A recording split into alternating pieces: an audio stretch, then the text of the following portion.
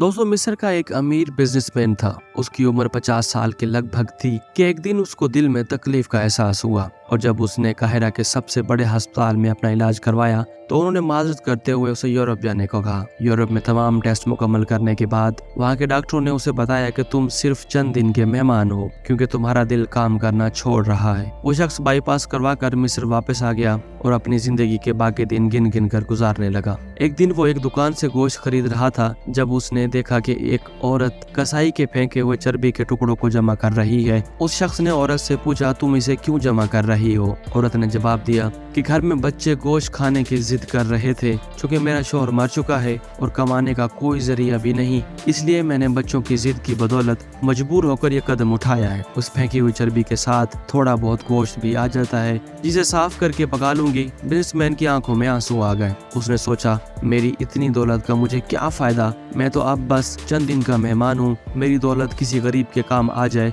इससे अच्छा और क्या होगा। उसने उसी वक्त उस औरत को काफी सारा गोश्त खरीद कर दिया और कसाई से कहा, इस औरत को पहचान लो, ये जब भी आए और जितना भी गोश्त मांगे उसे दे देना और पैसे मुझसे ले लेना। इस वाक़े के बाद वो शख्स अपने रोजमर्रा के मामूलात में मसरूफ हो गया। कुछ दिन उसे दिल में किसी तकलीफ का एहसास न हुआ तो उसने काहिरा में मौजूद लेबॉर्ट्री में दोबारा टेस्ट करवाए। डॉक्टरों ने बताया कि रिपोर्ट के मुताबिक आपके दिल में कोई मसला नहीं है, लेकिन तसल्ली के लिए आप दोबारा यूरोप में चेकअप करवाएं। वो शख्स दोबारा यूरोप गया और वहाँ टेस्ट कराया। रिपोर्ट के मुताबिक उसके दिल में कोई खराबी सिरे से थी ही नहीं। डॉक्टर हैरान रह गए और उससे पूछा, आपने ऐसा क्या खाया कि आपकी बीमारी जड़ से ही खत्म हो गई? उसे वो गोश्त वाली बेवा याद आई और उसने मुस्कुरा कर कहा, इलाज वहाँ से हुआ जिस पर तुम यकीन नहीं रखते। बेशक मेरे नबी सल्लल्लाहु अलैहि वसल्लम ने सच कहा था कि सदका हर बला को टाल देता है। दोस्तों इस वीडियो को शेयर करना आपके लिए सदका जारिया भी बन सकता है। अल्लाह ताला अमल करने की तौफीक अता फरमाए। आमीन।